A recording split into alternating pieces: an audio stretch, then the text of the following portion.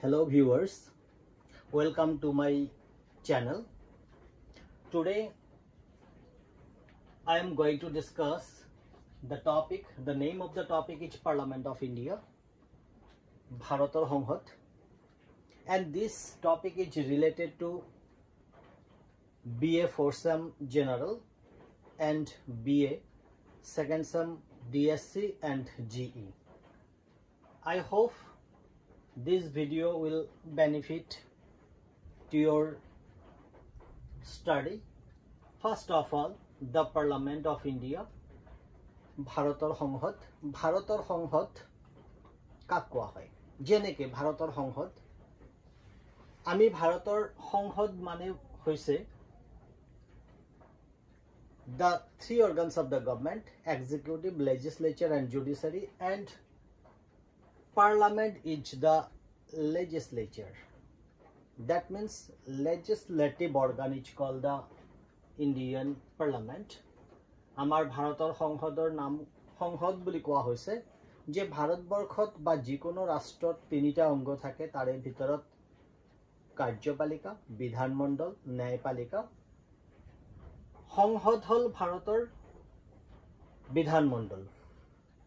Amar Bharator Sanghad গঠন হয় রাষ্ট্রপতি আৰু দুখন সদন লৈ পেলাই the Parliament of India each consists of the President, the Rajya Sabha and the Lok Sabha. That means our Parliament each consists of by the President and two houses of the Parliament.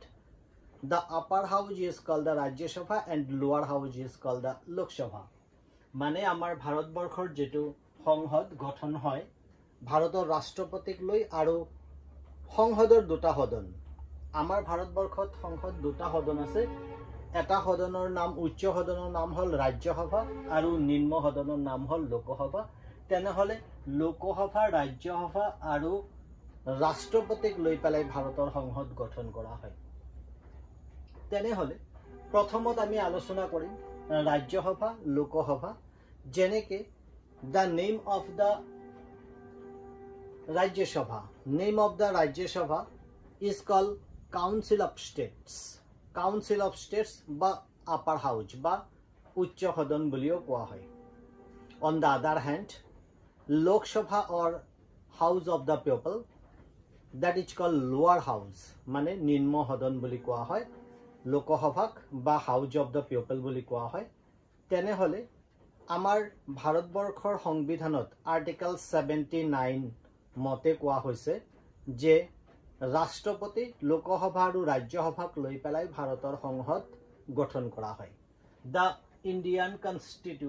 Indian Parliament is constituted by President, Lok Sabha and Rajya Sabha, which is clearly defined by Article 79 of Indian Constitution. Now, the powers and functions of the Parliament of India. ভাৰতৰ সংসদৰ ক্ষমতা আৰু কাৰ্যাৱলী এই ক্ষমতা আৰু কাৰ্যাৱলী বিলাকৰ বিষয়ে আমি আলোচনা কৰিম আমি কম্পোজিশন হেক কৰিলো আমি next video I will discuss about the Rajya Sabha and the Lok Sabha clearly and details. Now I am going to discuss about the powers and functions of the Parliament. ভাৰতৰ সংসদৰ ক্ষমতা আৰু কাৰ্যাৱলী বিলাক আমি আলোচনা কৰিব যাম Now, the powers and function of the Parliament of India can be divided in some angles. First of all, legislative powers. আইন প্ৰণয়ন ক্ষমতা. Though the Parliament is the legislative body, and that's why main function of the Parliament of India is legislative or legislation or to frame rules, regulation, laws, etc. ভাৰতৰ সংসদ হল বিধান মণ্ডল আৰু সংসদৰ মূল কামে হল আইন নীতি নিয়ম ইত্যাদি ৰচনা কৰা আৰু সেই কাৰণে আমি প্ৰথম যেটো আলোচনা কৰিম সেই আলোচনাৰ বিষয় হল আইন প্ৰণয়ন ক্ষমতা legislative power আইন প্ৰণয়ন ক্ষমতা কি আইন প্ৰণয়ন কৰিব পাৰে যেনেকে আমাৰ ভাৰতীয় সংবিধানত তিনিটা সূচীত ভাগ কৰা হৈছে ক্ষমতাবিলাক তাৰে ভিতৰত কেন্দ্ৰীয় সূচী ৰাজ্যিক সূচী আৰু সমৱৰ্তী সূচী এই তিনিটা ভাগত ভাগ কৰা হৈছে The powers of the constitution is divided into three one is central list another is state list and another is concurrent list Here the Parliament of India have the power to legislate on the items which are listed in the central list. মানে কেন্দ্ৰীয় সূচীৰ বিষয়বিলাকৰ ওপৰতে ভাৰতৰ সংসদে একচেটিয়া আইন প্ৰণয়ন কৰিব পাৰে। That is number 1. সকলো ধৰণৰ আইন সংসদৰ জৰিয়তে পাছ হ'ব লাগিব। সংসদত পাছ নহলে কোনো আইন তৈৰি হ'ব নোৱাৰে। সংসদত যেনেকে যিকোনো আইন এটা তৈৰি কৰাৰ কাৰণে সংসদৰ উভয় সদনত বিত্তীয় বিধায়কৰ বাহিৰে সংসদৰ উভয় সদনত উত্থাপন কৰিব পাৰি আৰু সংসদৰ উভয় সদনত পাছ হোৱাৰ পিছত ৰাষ্ট্ৰপতিৰ তাতে পঠোৱা হয় আৰু ৰাষ্ট্ৰপতিয়ে সহি কৰাৰ লগে লগে হেতু আইনত পৰিণত হয়। Any bill except financial bill any bill can be produced or introduced in the any houses of the parliament and after passed by both houses it should be sent to the president of India and after signing by the president it becomes act till it is signed by the president it is called bill যেতিয়ালৈকে ৰাষ্ট্ৰপতিয়ে সহি নকৰে তেতিয়ালৈকে ইয়াক বিল বুলি কোৱা হয় লোকসভাত বা ৰাজ্যসভাত যেতিয়া থাকে তাৰ পিছত লোকসভা ৰাজ্যসভাত পাছ হৈ যোৱাৰ পিছত ৰাষ্ট্ৰপতিয়ে সহি কৰাৰ লগে লগে আইনত পৰিণত হয় before signing by the president of India till in its initial stage or passed by one house or by both houses it is called bill but after signing by the president it becomes act so all the central list the Parliament of India can legislate কেন্দ্ৰীয় সূচীৰ সকলো বিষয়বিলাকৰ ওপৰতে আইন প্ৰণয়ন কৰিব পাৰে এইটো হল প্ৰথম ক্ষমতা then another is executive power প্ৰশাসনীয় ক্ষমতা executive power is one of the important power of the Parliament of India here Parliament the both houses in the parliamentary system or parliamentary form of government like government is responsible to the Lok Sabha so Lok Sabha have a great power Lok Sabha have an important power to control the government if they lost or government if lost their majority in the Lok Sabha then they cannot continue they should have to resign আমি দেখা পাও সংসদীয় সরকার ব্যবস্থাত কাৰ্যপালিকাক নিয়ন্ত্ৰণ কৰিব পাৰে লোকসভায় যেটো প্ৰশাসনীয় ক্ষমতা যে লোকসভাত তেওঁলোকৰ সংখ্যাগৰিষ্ঠতা থাকিব লাগিব মানে সৰকাৰৰ সংখ্যাগৰিষ্ঠতা থাকিব লাগিব যেটো ৰাজনৈতিক দলে সংখ্যাগৰিষ্ঠতা লাভ কৰে লোকসভাত সেই ৰাজনৈতিক দলৰ নেতাজনক ভাৰতৰ ৰাষ্ট্ৰপতিয়ে প্ৰধানমন্ত্ৰী হিচাপত নিযুক্তি দিয়ে যাৰ কাৰণে each and every affairs the government is responsible to give the answer to the Lok Sabha and Rajya Sabha in Lok Sabha and Rajya Sabha in various way the members of the Lok Sabha Rajya Sabha can ask the question to the minister and it is the responsibility of the minister to give the answer and then again various types of debate held in the parliament and then again the adjournment motion may be called against the ruling political party by this way we can say that the Parliament of India have the executive power that means they can control the executive so this is very important power of the Parliament of India then another is the financial power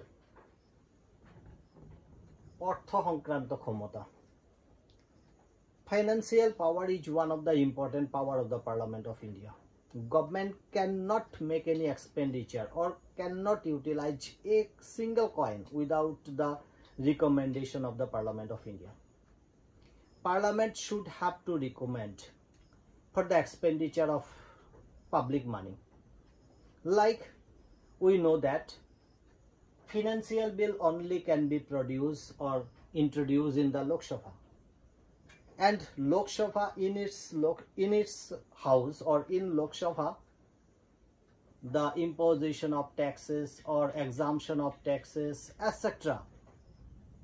is discussed and passed. And after passing in the Lok Sabha, it should send to the Rajya Sabha. And Rajya Sabha have very minimum power in these affairs, and Rajya Sabha can only keep the bill 14 days and cannot make any change. Or within 14 days, if it is not sent by the Rajya Sabha, then it will feel that the bill is passed. So, আমি ইয়াতে দেখা পাওঁ যে বিত্তীয় ক্ষেত্ৰত সৰকাৰে এটা পয়সা খৰচ কৰিব হলেও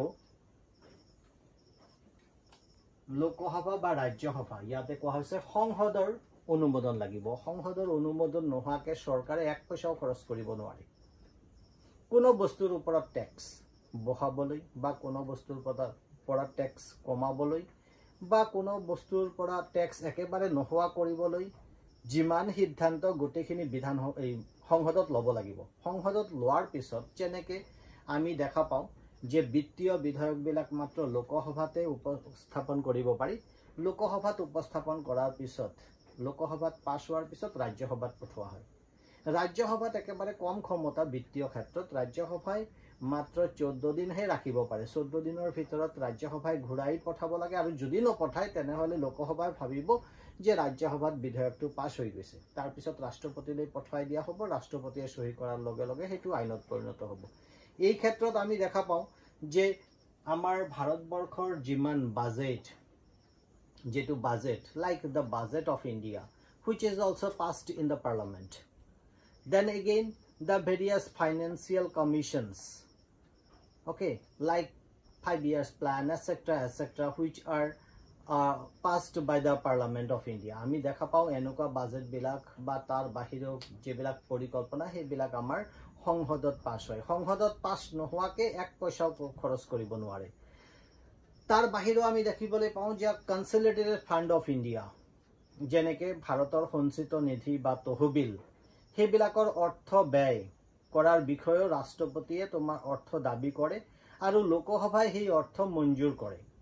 তাৰ মানে হৈছে that means the consolidated fund of India, where the President of India have the sole authority to make expenditure, and in this sphere also it should be passed by the Lok Sabha. তেনেহলে আমি আলোচনা কৰিলো financial power, যে ভাৰতৰ সংসদৰ গুৰুত্বপূৰ্ণ ক্ষমতা সেইটো হল বিত্তীয় ক্ষমতা। Then electoral powers. Electoral powers is another important powers of the Parliament of India, মানে হৈছে নিৰ্বাচনী ক্ষমতা। আমাৰ ভাৰতবৰ্ষৰ সংসদৰ নিৰ্বাচনী ক্ষমতা আছে। কেনেকুৱা নিৰ্বাচনী ক্ষমতা? The electoral powers of the Parliament of India, that means the parliament members of the parliament like Lok Sabha and the Rajya Sabha, they can take participation, or they can elect the President of India and Vice President of India. That means the President and Vice President of India is elected by the members of the Lok Sabha and the Rajya Sabha. That means by the Parliament of India. মানে আমি কব পাৰো যে নিৰ্বাচনী ক্ষমতা বা নিৰ্বাচন ক্ষমতা, আমাৰ সংসদৰ নিৰ্বাচনী ক্ষমতা আছে। যেনেকৈ ভাৰতৰ ৰাষ্ট্ৰপতি আৰু উপৰাষ্ট্ৰপতিৰ নিৰ্বাচন কৰাৰ কাৰণে ভাৰতৰ সংসদ, যেনেকৈ লোকসভা আৰু ৰাজ্যসভাৰ সদস্যসকলেহে ভাৰতৰ ৰাষ্ট্ৰপতি আৰু উপৰাষ্ট্ৰপতিক নিৰ্বাচিত কৰে। তাৰ পিছত আমি আৰু এটা গুৰুত্বপূৰ্ণ ক্ষমতা, সেইটো হল পাৱাৰ্স অফ ৰিমুভেল। যেনেকৈ পাৱাৰ্স অফ ৰিমুভেল, পদচ্যুত কৰাৰ ক্ষমতা। কাক পদচ্যুত কৰিব পাৰে? The Parliament of India have the power to remove the President and Vice President and the judges of the Supreme Court and High Courts. আমি দেখা পাওঁ যে ভাৰতৰ সংসদে ৰাষ্ট্ৰপতিৰ বিৰুদ্ধে মহাভিযোগ আনিব পাৰে। ঠিক তেনেকুৱা ৰাষ্ট্ৰপতিৰ বিৰুদ্ধে মহাভিযোগ আনি পেলাই তেওঁক তেওঁৰ পদৰ পৰা অপসাৰিত কৰিব পাৰে, আৰু উপৰাষ্ট্ৰপতিকো তেওঁৰ পদৰ পৰা পদচ্যুত কৰিব পাৰে। তাৰ বাহিৰে ভাৰতৰ উচ্চতম ন্যায়ালয়, যেনেকৈ সুপ্ৰিম কোৰ্টৰ প্ৰধান বিচাৰপতি বা আন বিচাৰপতিসকলক, ঠিক তেনেকুৱা উচ্চ ন্যায়ালয় মানে হাই কোৰ্টৰ প্ৰধান বিচাৰপতি বা আন বিচাৰপতিসকলক সংসদে তেওঁলোকৰ পদৰ পৰা পদচ্যুত কৰিব পাৰে। Then another is judicial powers, বিচাৰ বিভাগীয় ক্ষমতা। বিচাৰ বিভাগীয় ক্ষমতা ভাৰতীয় সংসদৰ আৰু এটা গুৰুত্বপূৰ্ণ ক্ষমতা, যে কোনোবা এজন ব্যক্তিয়ে যদি সংসদৰ নিয়ম অৱমাননা কৰে তেনেহলে সংসদৰ সদস্যসকলে তেওঁক বা সেইজন ব্যক্তিক শাস্তি প্ৰদান কৰিব পাৰে। That means if anyone violates the rules and regulation of the Parliament of India, then Parliament of India have the right to punish that person. তাৰ বাহিৰেও আমি দেখা পাওঁ যে কেন্দ্ৰীয় শাসিত অঞ্চল বা কেন্দ্ৰীয় শাসিত অঞ্চলবিলাকৰ যেবিলাক হাই কোৰ্টছ আছে বা কোনো এটা কোৰ্টক হাই কোৰ্টলৈ ৰূপান্তৰিত কৰিব পাৰে। ওকে, যেনেকে any court of the Union territories may be promoted to the High Court by the Parliament of India. And then again, the numbers of members of the High Court, Supreme Court, the numbers of members of the High Court, etc. can be changed. That means may increase, may decrease. মানে আমি দেখা পাওঁ যে judicial পাৱাৰৰ ভিতৰত ভাৰতৰ সংসদৰ ক্ষমতা আছে, যে ভাৰতৰ যেনেকে উচ্চতম ন্যায়ালয় মানে সুপ্ৰিম কোৰ্ট বা সুপ্ৰিম কোৰ্টৰ বিচাৰকসকলৰ সংখ্যা কমাব পাৰে, প্ৰয়োজনত বঢ়াব পাৰে, এই ক্ষমতাবিলাক ভাৰতৰ সংসদক প্ৰদান কৰা হৈছে। These are called the judicial power বা বিচাৰ বিভাগীয় ক্ষমতা। Then another is constitutional amendment bill or amendment powers. Constitution amendment powers মানে সংবিধান সংশোধন ক্ষমতা। সংবিধান সংশোধন ক্ষমতা আৰু এটা গুৰুত্বপূৰ্ণ ক্ষমতা ভাৰতীয় সংসদৰ। Any part of the Constitution of India only can be amended by the Parliament of India. ভাৰতৰ সংবিধানৰ যিকোনো অংশ সংশোধন কৰিব লাগিলে মাত্ৰ ভাৰতৰ সংসদকে ক্ষমতা প্ৰদান কৰা হৈছে। মাত্ৰ ভাৰতৰ সংসদেহে সংবিধানৰ কোনো এটা অংশ পৰিৱৰ্তন কৰিব পাৰে। সংবিধানৰ অংশ পৰিৱৰ্তন কৰাৰ দুটা নিয়ম আছে। এটা নিয়ম হল আৰ্টিকেল 368 ৰ জৰিয়তে আৰু এটা আছে আৰ্টিকেল 368 ৰ বাহিৰত। That means the amendment power of the Parliament of India. Parliament of India have the sole authority to amend any part of the Constitution of India. And the constitutional amendment procedure can be divided into one is Article 368 within this article and some of these outside the Article 368. And in these affairs, the Parliament can change or amend any part of the Constitution of India. Then some in other powers or other powers, কিছুমান অন্যান্য ক্ষমতা আমি আলোচনা কৰিব পাৰো, যে ভাৰতবৰ্ষৰ সংসদৰ আৰু কিছুমান ক্ষমতা আছে, তাৰে ভিতৰত আমি কেইটামান আলোচনা কৰিছো অন্যান্য ক্ষমতাৰ ভিতৰত, যেনেকে ইম্পজিশন অফ ইমাৰ্জেন্সি, জাতীয় জৰুৰীকালীন বা জৰুৰীকালীন ক্ষমতাৰ প্ৰয়োগ।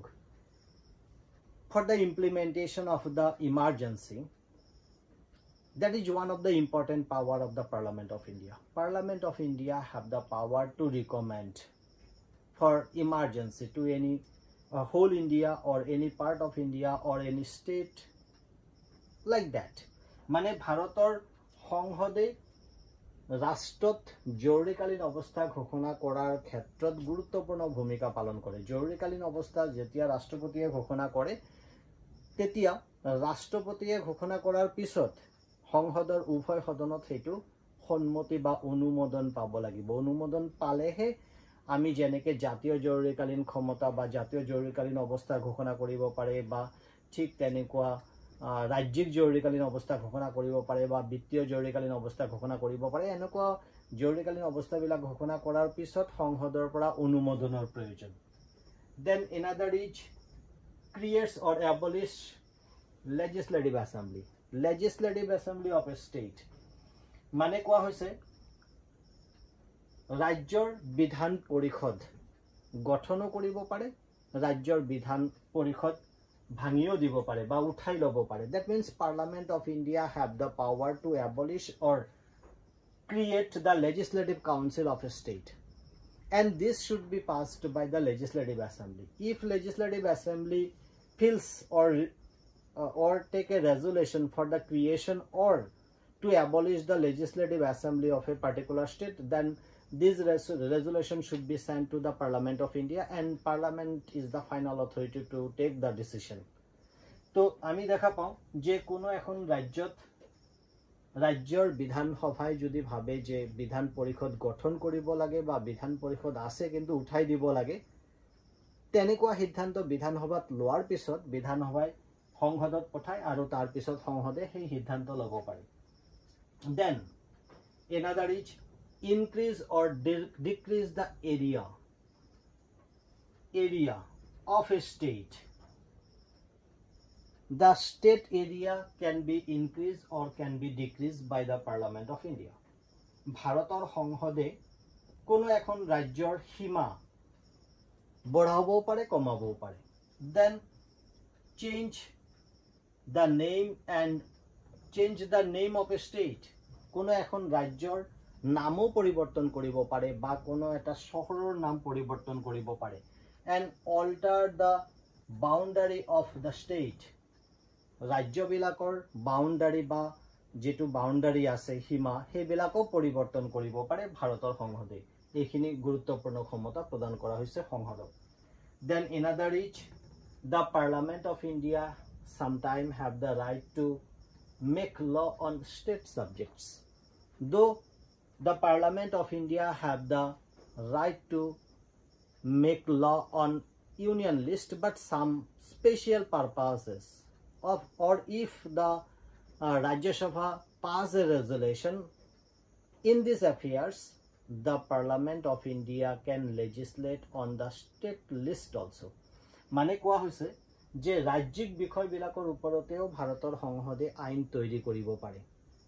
কেতিয়াবা বিশেষ পৰিস্থিতিত যদি সংসদে ভাবে তেনেহলে সংসদে ৰাজ্যিক বিষয়বিলাকৰ ওপৰতে আইন প্ৰণয়ন কৰিব পাৰে বা ৰাজ্যসভাই যদি অনুমতি দিয়ে যে ৰাজ্যিক বিষয়বিলাকৰ ওপৰতে আইন প্ৰণয়ন কৰিব লাগে, তেনেকুৱা অনুমোদন পোৱাৰ পিছত ভাৰতৰ সংসদে ৰাজ্যিক বিষয়বিলাকৰ ওপৰতে আইন প্ৰণয়ন কৰিব পাৰে। তো এইখিনি হল মোটামুটি আমি এটা গুৰুত্বপূৰ্ণ ক্ষমতা ভাৰতৰ সংসদৰ ক্ষমতাখিনি আলোচনা কৰিলো। মই ভাবিছো যে এইখিনিৰ পৰা তোমালোকে উপকৃত হবা। আমি আশা ৰাখিছো ইয়াৰ পিছত যেটো ভিডিও হেতু হ'ব ভাৰতৰ ৰাজ্যসভা আৰু লোকসভাৰ বিষয়ে আমি আলোচনা কৰিম এটা এটাকে। তো প্ৰত্যেকে ভালে থাকিবা। I hope all of you will be benefit from this video. Thank you very much.